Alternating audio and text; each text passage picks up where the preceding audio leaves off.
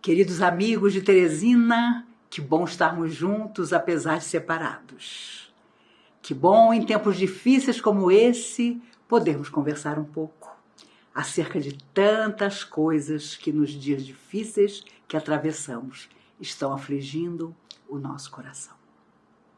E se há uma coisa que temos observado em tanta gente, em nós mesmos, é a sensação de medo. Medo do que possa nos acontecer, medo pelas muitas pessoas enfermas, medo pelas situações difíceis que os povos estão atravessando, nós então nem se fala. Medo do dia de amanhã, que para tantos pode não chegar. E é claro que nos lembramos, ainda que inconscientemente, do dia que chegamos à casa espírita pela primeira vez, trazendo os nossos medos. Excetuando quem nasceu em berço espírita, quase todos nós chegamos à casa que um dia o nosso coração escolheu, na aflição, na angústia de encontrar nós mesmos. E muitos de nós vivendo situações dolorosas de influências espirituais negativas que só depois percebemos. Não deveríamos temer, porque todas nasciam do nosso próprio coração. Meus avós já eram espíritas na década de 30 do século passado. Era uma época estranha e até simples para se ser espírita, porque se acreditava que se você tinha perturbações, a culpa não era sua, porque eram as entidades sofredoras que assediavam você. Quando você tinha qualidades e fazia coisas boas, também não podia envaidecer-se, porque com certeza não era de você que nasciam as coisas positivas, mas você estava intuído, amparado, guiado pelas forças do bem. E isso, para muita gente, tirou a responsabilidade. Ou você era guiado para o que não era bom, ou você era projetado para o bom e tinha que correr para merecer isso. Depois, quando os amigos espirituais perceberam que quem buscava o estudo da doutrina já estava mais amadurecido, foi a hora de, através da psicografia de tantos médiuns maravilhosos, falar da nossa própria responsabilidade. E do quanto almas sofredoras ou de luz só podiam nos atingir ou nos beneficiar se nós deixássemos. Portanto, a nossa responsabilidade total. Há muitos anos atrás, um fazendeiro contrariado com uma orientação iluminada como todas as orientações dadas por ele, que Chico Xavier tinha dado à esposa do fazendeiro, e que, claro, contrariava os seus interesses de homem déspota, contratou, acreditem, um pistoleiro para matar Chico Xavier. E, naquela manhã, bem cedinho, o Chico estava absolutamente só na pequena sala, fazendo a sua leitura do Evangelho, como todas as manhãs. A porta do centro estava aberta, ainda era Pedro Leopoldo, há muitos anos atrás. O pistoleiro entra, traz a arma para matar o Chico escondida numa capa, pede se podia conversar com o Chico, precisava de ajuda. O Chico, como sempre, diz: por favor, meu filho, entre. E imediatamente se levanta para receber o rapaz. O rapaz vem na direção do Chico. Estavam os dois absolutamente sós naquele pequeno salão. Chico, diz o pistoleiro, eu posso te dar um abraço? E o Chico: por favor, ainda não nos dissemos bom dia, vamos nos abraçar. E o pistoleiro então abraça Chico com força, para no seu ouvido dizer-lhe: Chico Xavier, eu vim te matar. E como você vai morrer e não vai poder testemunhar, eu vou te dizer quem foi que me mandou.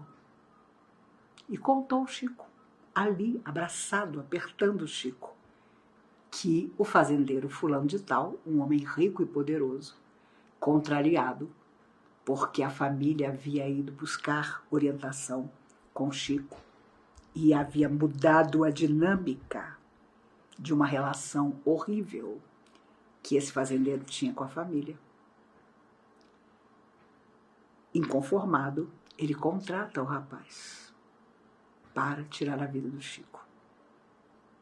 Com toda tranquilidade, o Chico, também baixinho, como se houvesse ali uma multidão para ouvir, diz no ouvido do rapaz: "Ah, meu filho, então se foi isso que você veio fazer, tirar a minha vida, seja o que Deus quiser."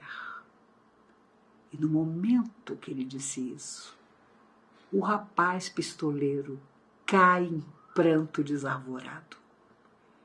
Tem uma tremedeira absurda e deixa cair no chão a arma que já empunhava na altura do coração do Chico. Os dois estavam abraçados. Com certeza não haveria oportunidade para que Chico sobrevivesse. Entretanto, o jovem cai completamente desarmado, tanto da pistola como da sua própria emoção. Sabem, toda vez que eu escuto essa história, me lembro dela, fico pensando do medo que o Chico, por um segundo, deve ter sentido. Porque quando estamos no corpo, o medo faz parte do nosso instinto de sobrevivência. Faz parte daquela defesa que nós temos que ter e que muitas vezes chama para junto de nós a intuição. Não vou por ali. Hoje não vou tomar determinada atitude. Não vou fazer determinada coisa, porque algo me diz, e eu sei bem, que não será bom para mim, que me trará prejuízo. O medo faz parte. E é claro, quando estamos fora da matéria, o medo, se nos surge, é muito mais forte. Porque o corpo físico, a chamada carne, é um isolante das nossas emoções. Nos falta muitas vezes a coragem que nós tínhamos no mundo espiritual, porque ele é um isolante também da nossa coragem, às vezes desarvorada até. Então, quando renascemos, adaptados, reeducados pela família, por nossos pais, pela escola, pelo estudo, nós vamos reencaminhando o nosso destino, a nossa emoção. E é claro que o medo, como dizia Manuel através de Chico, é uma das sombras que o nosso coração nunca deve abrigar.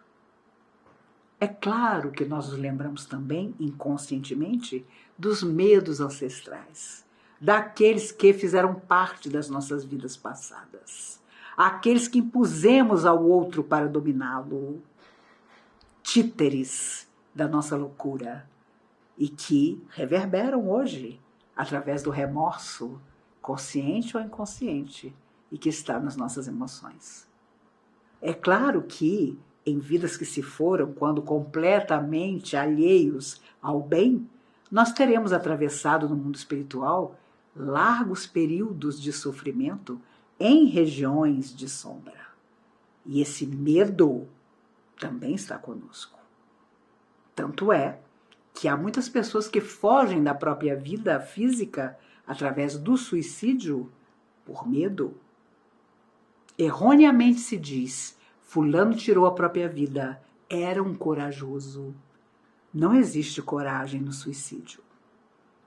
Existe a total impossibilidade de vencer a luta. Ou pelo menos a pessoa acha que essa impossibilidade é muito mais forte do que qualquer esforço que ela faça. E para citar os suicidas, no mundo espiritual, eles atravessam um largo período de recuperação, em que os nossos irmãos hindus, especialistas em hipnose, trabalham com eles para reprogramar as suas mentes. Porque o pavor que passam a ter de retornar numa outra vida e repetir o processo de sofrimento que os fizeram que acabaram levando ao suicídio é enorme. E eles sabem que vão ter que passar por isso. Camilo Castelo Branco matou-se, o grande escritor português, matou-se porque tinha ficado cego. Inclusive, os criados contaram. Ele foi a uma consulta, lá ficou sabendo, e só depois o médico contou, que não haveria absolutamente possibilidade de voltar a enxergar. Ele chegou em casa sem uma palavra, trancou-se em seu quarto e ouviu-se o estampido da arma. Ele deu um tiro no ouvido, porque ele não admitia a hipótese de continuar vivendo cego. No mundo espiritual, depois de muito sofrimento, 14 anos na verdade, ele volta através da mediunidade ímpar de Ivone Pereira para contar a sua história nesse livro maravilhoso que é Memórias de um Suicida. Psicografado em 1927, mas só 30 anos depois, em 1957, vindo a público. Porque havia ali relatos que a própria espiritualidade julgou melhor esperar para que viessem ao conhecimento das pessoas. E é um livro maravilhoso. Aconselho a leitura para quem nunca leu. Porque ali está narrado o sofrimento enorme do medo de uma pessoa que se julgava humilhada, porque não imaginava que, dependendo dos outros, ela seria minimamente feliz. Mas, ao final, ele se despede contando que depois de por 50 anos, até um pouco mais, conseguir adiar o seu retorno à Terra, agora não tinha jeito. Ele ia voltar e sabia que seria, na vida que o aguardava, irremediavelmente cego. Repetindo, desde muito cedo, a experiência que se recusara a viver como o grande escritor Camilo Castelo Branco. A verdade é que, quando os medos são mais fortes que a nossa atitude para vencê-los, eles tomam nossa vida de tal maneira que nos afastamos das pessoas. Não vivemos situações necessárias ao nosso aperfeiçoamento espiritual. Não nos relacionamos afetivamente com ninguém. Nós não nos colocamos nem como voluntários de um trabalho digno para auxiliar a outros, porque sempre imaginamos, por medo, que não seremos bem aceitos, que não haverá sentimentos positivos em relação a nós. Há pessoas que permanecem solitárias a vida toda, não porque não encontrem quem as ame, mas porque simplesmente por medo não confiam em ninguém. E imagine então quando você chega à doutrina espírita. Quando você passa, por exemplo, por um tratamento, por passes, por desobsessão, em que você vai ter que entrar numa sala onde não haverá muita luz e os espíritos sofredores que porventura precisarem ser socorridos vão se manifestar através de médiuns. Não dá medo, dá pavor se você não tiver, e inicialmente ninguém tem, uma boa experiência. Seu Mário Carvalho, que foi um dos fundadores da Comunhão Espírita de Brasília, onde eu cheguei aos 15 anos de idade, uma casa extraordinária que me abriga há quase 50 anos, e onde aos 16 comecei a fazer palestras por orientação dos amigos espirituais e sob a orientação também de seu Mário, de sua esposa Dona Irene Carvalho e tantos amigos, quase todos eles hoje já desencarnados. Mas seu Mário foi o nosso presidente até 20 anos atrás, quando ele desencarnou. E ele contava que na primeira reunião do que acabava de ser criada a Comunhão Espírita de Brasília, que na verdade funcionava em cima de uma casa, de uma loja de ferragens, que era dele, chamada Casa do Barata. Ele era conhecido em Brasília como Mário Barata. Ele veio no início de Brasília e abriu essa pequena loja, depois tornou-se imensa, para vender o que Brasília precisava para ser construída. Martelo, prego, madeira, etc. E em cima, onde ele inicialmente morava com a esposa e as duas filhas, um pequeno sofá de 2 lugares e uma pequena poltrona foram o início da Comunhão Espírita de Brasília, hoje considerada pela própria FEB um dos maiores centros espíritas do mundo. Mas a primeira reunião, quando por orientação de Dr. Bezerra de Menezes, através de Chico Xavier, foi criada a Comunhão Espírita. Na primeira reunião, poucos médiuns, aqueles primeiros colaboradores, aqueles que nunca devem ser esquecidos, porque foram mesmo os pioneiros da doutrina espírita, estavam sentados, apagou-se a luz, seu Mário fez a prece de abertura, era a primeira reunião mediúnica daquilo que seria a comunhão oportunamente. E foi então que, através da mediunidade de Dona Irene Carvalho, esposa dele, apresentou-se um espírito sofredor. Ela teve uma mediunidade impressionante, das maiores, se não a maior que conheci. Quando as pessoas iam a Uberaba e diziam que eram de Brasília, o Chico dizia assim: mas você veio a Uberaba para se orientar? Por que você não foi à comunhão procurar a Irene? Ela havia passado, presente e futuro. Desencarnou há 4 anos atrás, com 95 anos de idade. Uma mulher impressionante, divertida, e que via os espíritos como vocês estão me vendo, com a forma mais natural do mundo, e conversava com eles. E nunca, digo a vocês, eu a acompanhei ao longo de toda a minha vida, até que ela desencarnou. Nunca vi um espírito amigo dizer através dela nada que não fosse verdade. Mas, voltando, seu Mário apagou a luz, fez a prece de abertura, e quando o espírito sofredor, que foi o primeiro espírito a se comunicar, manifestou-se através de Dona Irene, ele nos contava que deu medo nele. Ele não teve dúvida. Acendeu a luz e disse muito sério: esta reunião está encerrada. E foi um Deus nos acuda, porque o espírito sofredor continuava incorporado, queria ser socorrido, queria contar a sua história, e a luz já estava acesa, e o seu Mário praticamente na porta, encerrando a reunião, de puro receio daquela manifestação. Foi um homem impressionante. Não tinha mediunidade, mas uma intuição absurda. Absurda. Foi um fazendeiro, foi um homem muito rico e terminou absolutamente sem nada, porque toda a sua fortuna ele a colocou a serviço da doutrina espírita e da Comunhão Espírita de Brasília. Para vocês terem uma ideia, as pessoas chegavam na comunhão e, obviamente, vindas dos mais diversos lugares. Eu posso dizer que quase toda Brasília da década de 70, 80 passou pela comunhão em busca de uma orientação.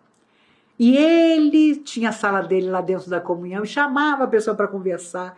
E a pessoa apavorada, contando que estava vendo isso, estava vendo aquilo, que o filho estava com problema, que o pai estava incorporando em casa. Ele, com aquela tranquilidade, dizia: não se preocupe, você chegou no lugar certo.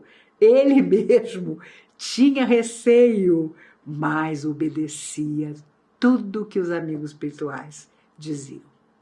E também sabia discordar, porque isso é muito importante. Me recordo de uma reunião em que estávamos todos e seu Eurípides Bassanufo manifestou-se contando que a comunhão no mundo espiritual era uma casa enorme e que ela ia se materializar aos poucos na Terra. Ela teria vários andares, e a comunhão naquela época era pequena, um pequeno jardim à frente, uma dificuldade enorme. Não sei se vocês em Teresina são como em Brasília. espírita para ajudar é complicado. Se você faz um almoço e você faz o convite a R$10, ele acha que está caro. Se você disser que o refrigerante é a parte, meu Deus do céu, ele já tem um ataque.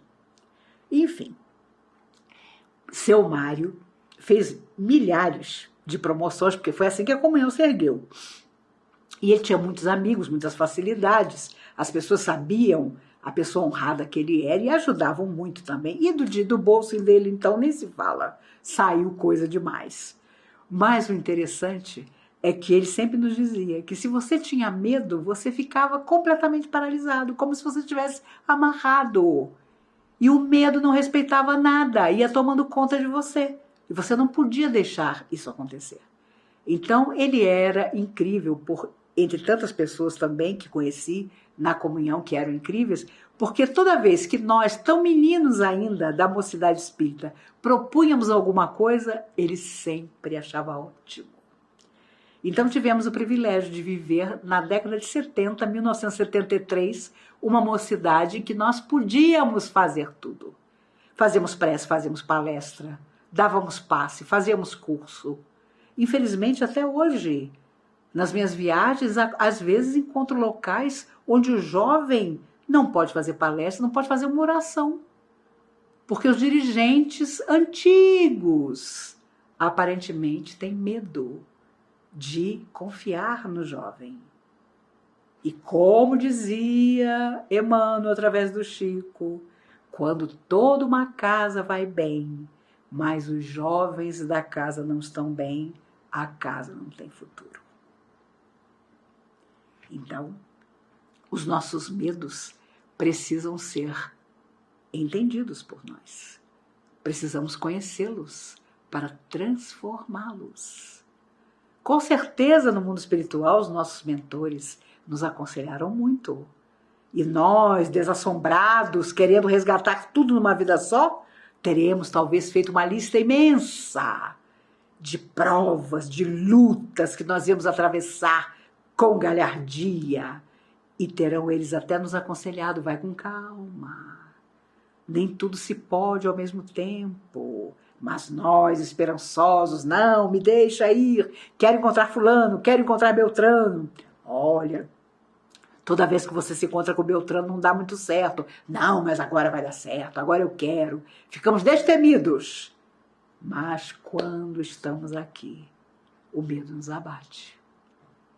Alguém nos ofende, ficamos magoadíssimos e não desculpamos. E não esquecemos. Isso mais grave. E quando você não esquece, não é só medo de ser de novo ofendido que você tem. É uma algema que você criou àquela lembrança. O tempo é o sábio mudo. Ele nos pede esquecer. Aquilo que é passado é lembrança feliz ou não, mas é sempre lição. Se nós temos medo, nós sempre voltamos para trás, nos recusando aos passos futuros, que justamente nos levarão a novas lições, a renovadas alegrias. Deus, as forças do bem que protegem o universo, não permite que existam trabalhadores da nossa mente, do nosso coração à toa. Psiquiatras, psicólogos, terapeutas respeitáveis estão na Terra para nos auxiliar, não só as religiões. Porque há síndromes, há dificuldades, há psicopatias que a religião não soluciona. E nós temos medo, muitas vezes, de admitir isso. Que nós precisamos de uma ajuda profissional. Ah, mas eu desabafo com os meus amigos. Ora, nossos amigos gostam de nós. E com certeza nunca serão sinceros no total, como precisam ser para realmente nos ajudar. A minha filha é psicóloga clínica, a Mariana. E uma vez eu perguntei para ela, Mariana, como é que a psicologia me classificaria? Eu vejo quem já morreu desde que eu tinha 5 anos. E até onde sei, tem uma vida absolutamente normal. Ela riu e disse: mãe, para a psicologia você é uma adorável esquizofrênica sob controle. E aí eu perguntei por quê. E ela disse: ora, porque mesmo que fosse uma esquizofrenia, a sua vidência, ela nunca prejudicou a sua vida. E hoje a psicologia moderna admite que mesmo que você diga que vê quem não está mais num corpo físico, se isso não causa danos a você, então é algo que a psicologia entende como positivo. Tudo avança, tudo evolui. Quem tem medo não vai para lugar nenhum. E nós não podemos permitir que isso nos aconteça. O Chico contava uma história bem impressionante, mas verdadeira, porque imagine se Chico ia contar uma história mentirosa.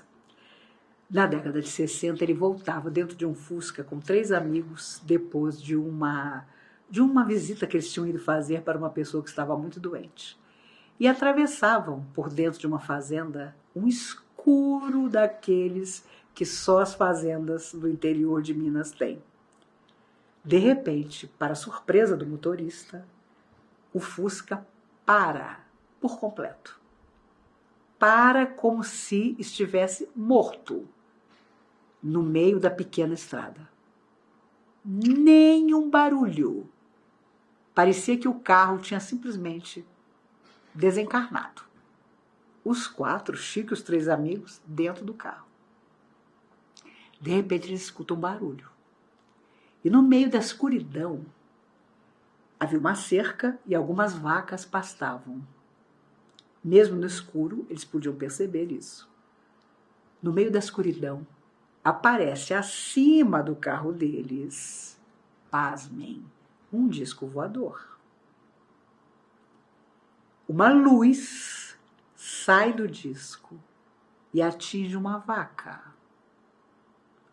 A vaca começa a subir. O Chico contava que o pavor que eles sentiram não era um medo comum. O motorista, amigo do Chico, disse: Chico, se você nunca chamou pelos seus protetores, por Emmanuel, agora chegou a hora. Pelo amor de Deus, chama por ele. Porque olha só o que nós estamos vendo. E Chico, mais apavorado ainda do que os outros amigos, disse: Emmanuel, pelo amor de Deus, o que a gente faz?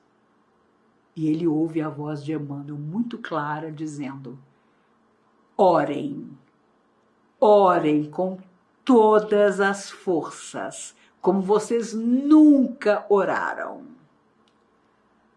Do fio de luz que havia suspendido a vaca, sai outro fio e um ser desce no meio do pasto, próximo ao carro onde eles estavam, pelo fio. Este ser vira-se para eles e o Chico jurava que a impressão que ele tinha é que o ser só olhava na direção do Chico, só olhava nos olhos do Chico. E aí ele ouve a voz de Emmanuel dizendo: Chico, ore com todas as suas forças. E o Chico, ele disse que nem lembrava quem ele tinha chamado, a prece que ele tinha feito, mas orou como nunca tinha orado na vida. O fio de luz retorna, a vaca que tinha sido suspendida volta para o lugar, o ser sobe, desaparece e a nave some. Quando isso aconteceu, o Fusquinha voltou a funcionar como se nada tivesse acontecido. O Chico não sabia se ria, se chorava, todos os 4 suados, apavorados ainda. Mais tarde, já em casa, Emmanuel disse ao Chico: na Terra, vocês são observados por seres de outros mundos há muito tempo, desde a Idade da Pedra. Mas entre esses seres de outros mundos existem os que têm o bem no coração e aqueles que não têm. E aqueles que você viu eram seres que não tinham o bem no coração. E por isso eu disse a vocês que orassem como nunca tinham orado, para que um halo de luz se formasse em volta do Fusca, isolando vocês do que eles pudessem fazer. E, obviamente, esse ser viu esse halo de luz e com certeza viu que do Chico, que dos 4 com certeza era o mais preparado, devia sair, devia ser a origem, o Chico, desse halo de luz que protegia o carro. O Chico contava essa história, mas contava do medo tremendo que algo tão desconhecido e tão real tinha provocado nele e nos seus amigos. Quando nós temos medos imaginários que nascem da nossa cabeça, dos nossos pensamentos menos nobres, é uma coisa. Mas quando o medo se nos apresenta com todas as suas nuances terríveis, é difícil.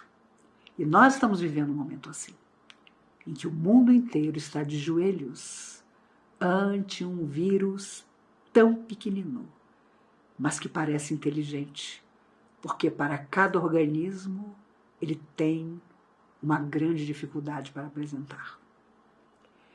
E se há uma coisa que está abalando tanto ou mais do que o próprio vírus, é o medo que as pessoas têm de que nunca mais possam sonhar com uma vida normal e que nunca mais a nossa existência volte a ser aquilo que ela era. E eu confesso a vocês que eu tenho certeza que nunca mais será, porque é a grande oportunidade para que cada um de nós, individual, coletivamente, nos transformemos. Outro dia eu vi uma pessoa dizendo, porque não sei quem falou que se essa pandemia não resolver melhorar o mundo, se o homem não melhorar com essa pandemia, virá coisa ainda pior. Eu confesso a vocês que não acredito. A humanidade já passou por outras lutas tremendas, por guerras que ela mesma engendrou, e ela conseguiu vencer tudo e, de alguma forma, saindo mais preparada, mais inteligente, embora às vezes não pareça. Dessa vez, estamos aprendendo rapidamente muitas coisas. Aprendendo principalmente a falta que nos faz, o abraço, o carinho, o convívio. Aprendendo a dificuldade que é estar às vezes dentro de casa, cercada de familiares com os quais imaginávamos ter profunda afinidade, mas que o tempo provou que não era bem assim. Pais que querem de qualquer maneira que seus filhos voltem ao colégio, porque começaram a perceber que não têm capacidade de ensinar aos filhos como a escola, os professores têm. A avó que imaginava o neto sempre carinhoso, mas que dentro de casa agora é muitas vezes até destratada. Há muitas lições. E não é possível que não saiamos de tudo isso melhores. Será que nós vamos continuar com medo de passar por uma família inteira que às vezes remexe uma lata de lixo tão próximo de nós e não sair de onde estamos e tomar uma providência para que ela seja ajudada? Será que nós nos diremos sempre espíritas? Eu acredito muito, a vida continua, ninguém morre, mas na prática do dia a dia, egoísmo, orgulho, vaidade, privilégio vão continuar ditando nossos dias? Será preciso que alguém da nossa família ou um amigo chegado e querido desencarne para que nós possamos dar o nosso testemunho? Ou saber que um monte de gente que poderia ainda ser tão útil ao mundo já não está mais aqui, é que nos abalará para que nos transformemos? Quando tudo isso começou, eu me recordo de que as pessoas jovens olhavam para mim, que tenho 63 anos, quase com pena. Nossa, coitada da Maísa, ela já tem uma certa idade, se ela pegar já era. Ainda bem que ela é espírita, ela já sabe os detalhes, ela vai. De meses para cá, não se pode mais dizer isso. De semanas para cá, os idosos começam a deixar os hospitais e os jovens, na faixa dos 30 aos 40 anos, estão morrendo em toda parte. Não só aqui no Brasil. Então, aquilo que julgávamos absolutamente dominado assume outras formas. E por isso o medo permanece. Mas não podemos deixar que nos fragilize e nem que nos domine. E muito menos que, para pretextar falta de medo, não nos cuidemos. Ah, não, isso aí, que nada, morrer não é nada. Mas é preciso viver. É preciso cumprir as nossas etapas. Não adianta se lançar afirmando: os espíritos vão me proteger, as forças de luz vão evitar que eu fique doente. Se estivermos em contato com o vírus, ficaremos doentes. É a lógica da vida. Quantas e quantas vezes Emmanuel dizia ao Chico sempre cheio de dificuldade de saúde, Emmanuel dizia: fazemos tudo que podemos para te ajudar, mas o corpo tem suas próprias leis. E havia momento em que não havia o que fazer. Embora a misericórdia de Deus esteja com todos nós, estava sempre com um trabalhador fiel como Chico Xavier. Mesmo entre os espíritos que trabalhavam com ele, havia tarefas determinadas, disciplinas diferentes. Ele mesmo dizia: quando eu quero falar de trabalho, disciplina, é sempre Emmanuel. Quando eu preciso tanto de uma palavra de carinho, porque estou sentindo dor, é Dr. Bezerra de Menezes. Famosa aquela história em que ele estava alucinado de dor no olho e Dr. Bezerra aparece. E ele então diz: Dr. Bezerra, eu sei que eu não mereço nada. Eu sei que eu sou um burrico, que nem gente eu sou. Mas eu queria tanto que, se o senhor pudesse, nessa madrugada, o senhor aliviasse a dor do meu olho, porque está doendo demais. E Dr. Bezerra, com aquela simplicidade do cearense, dizia: meu filho, mas se você é um burrico, o que eu sou? E o Chico, para não perder a deixa, responde: o senhor é um veterinário de Deus. Me ajude, por favor. E Dr. Bezerra colocou a mão no olho do Chico e a dor desapareceu. Medo do que virá, nós não precisamos mais ter. Porque se temos a certeza de que o melhor sempre está guardado para nós, a nossa fé nos conduz. E nas horas mais dramáticas de nossa vida, tenho certeza, no último instante, algo de extraordinário acontecerá. O que de mais grave pode acontecer? O desencarne? Mas todos chegaremos a ele, de uma forma ou de outra. Entretanto, só Deus sabe do dia e da hora. E há muita discussão de meses para cá. Essas pessoas que estão desencarnando pelo vírus tinham que desencarnar mesmo ou não. E nós sabemos que existem aqueles que se expuseram de uma forma nefasta através da pura invigilância ou da descrença do poder que esse vírus tão invisível tinha. Aí, muitas vezes, é uma escolha também. O grave é quando você vai à rua sem nenhuma possibilidade de se proteger, volta para casa e contamina outras pessoas. Pessoas que não têm muitas vezes a sua idade, não têm a sua resistência, que já têm doenças pré-existentes que as fragilizam ainda mais. Esse medo nós devemos ter. Porque é uma mistura de medo com profundo respeito que nós devemos ter pelo outro. Eu tenho certeza que quando tudo passar e estivermos lado a lado de novo, as pessoas que formos serão diferentes. Nós vamos estar dentro da casa espírita para acolher aqueles que chegarem de uma forma diferente. Seremos verdadeiramente fraternos e colaboradores. Quando se falar em voluntariado, tenho certeza que nosso braço será o primeiro a se erguer. Não importa o trabalho que seja proposto. Porque, infelizmente, há pessoas que escolhem trabalho. E quando você realmente quer agir para o bem, você não escolhe trabalho. Ah, não, eu tenho medo. Eu não posso. Eu não devo. Melhor dizendo, eu não quero. Mas é preciso querer. Porque um dia, quem vai contar nossa história na verdadeira vida somos nós. Nos perguntarão com certeza o que nós fizemos na Terra. Como foi que nós deslindamos toda a nossa situação aqui. E tenho certeza que poderemos dizer que foi sem medo. Quando Jesus foi crucificado, os amigos espirituais contam que muitas e muitas pessoas curadas por ele estavam ali na hora da cruz, mas todas com medo. Nenhuma se apresentou. Afinal, ele estava morrendo entre dois ladrões, como se fosse um ladrão também. Muitos estavam ali. Muitos choravam, porque agora tinham uma saúde que antes não tinham, antes do seu encontro com Jesus. Mas não tinham coragem. Não tinham coragem para abraçar Maria, que estava ali à beirada da cruz. Não tinham coragem para dar o seu testemunho, para dizer que aquele ser iluminado havia transformado os seus corpos e as suas vidas, lhes dando uma nova chance.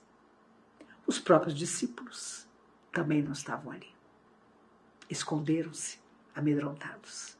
E só depois tomaram de novo coragem para vencer a si mesmos e nos deixar para sempre a mensagem que permanece em nós. Por isso, Jesus contou, entre tantas histórias incríveis, a parábola dos talentos. Que fizeste do talento que te concedi? Senhor, eu tive medo e escondi na terra o teu talento. Ah, servo infiel. Nós não queremos ser servos infiéis.